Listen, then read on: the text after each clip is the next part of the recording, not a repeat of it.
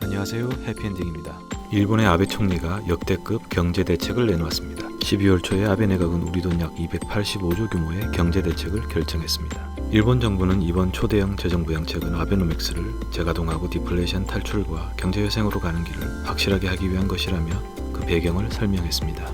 이번 부양책으로 일본 국내 총생산이 1.4% 증가되는 효과가 있을 것이라는 것이 일본 정부의 전망입니다. 특히 이번 경제대책은 재해복구와 경제 하강 리스크, 2020년 도쿄올림픽 이후를 겨냥한 경기 활성화 등 세 가지를 골자로 한다고 합니다.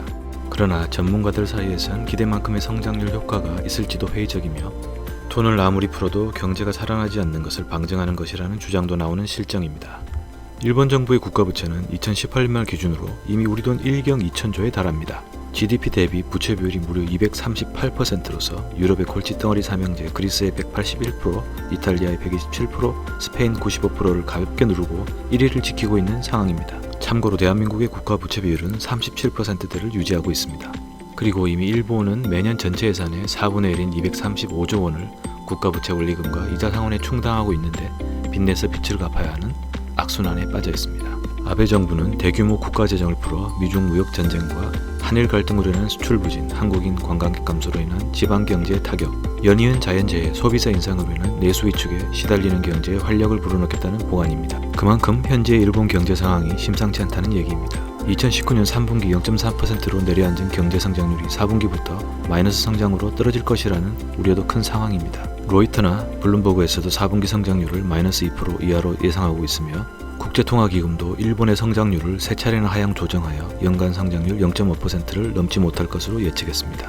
이같이 모두의 예상을 뛰어넘는 초대형 부양책이 나온 뒷배경에 대해서는 아베의 정치적 동기가 강하게 작용한 것이라는 분석이 힘을 얻고 있습니다. 아베노믹스의 실패라는 경제적 이유와 벚꽃 스캔들과 공문서 파기 같은 정치적 스캔들로 생긴 위기에서 탈출하려는 아베 계산이 담겼다는 것입니다. 또한 아베 정부의 지지율도 매달 낙폭이 커져 42%까지 하락한 상태입니다. 실제로 일본의 경제 전문가들도 50조 정도면 현재의 경제 상태에 적정한 부양책으로 추산하고 있는데 국가 부채가 심각한 상황에서 이렇게 무리한 예산 편성을 하는 것 자체가 경제적 동기보다 정치적 동기가 우선하고 있는 것으로 보인다고 전했습니다. 즉 부양책의 지원금이 내년 중의원 해산과 총선이 실시되기 전에 풀릴 것이며 금융권과 대형 토건과 건설업 등에도 자금이 유입되어 여론 형성에 유리한 위치를 확보하려는 것이 목적이라는 관측이 지배적입니다.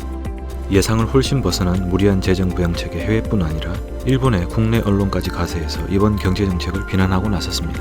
아사히와 요미우리 신문은 사설을 통해 위기적인 재정 상황에서 이런 예산이 왜 필요한지 이해가 되지 않으니 정중히 설명해달라며 강한 어조로 아베의 결정을 비판했습니다.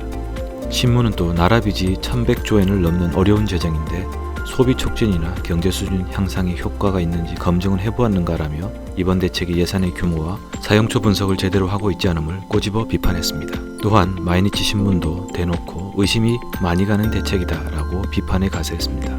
역대급 선심성 벼락치기 부양책으로 미래 세대의 부담을 넘기는 것이라며 아베가 미래에 대한 투자라고 말한 것을 정면으로 반박하기도 했습니다.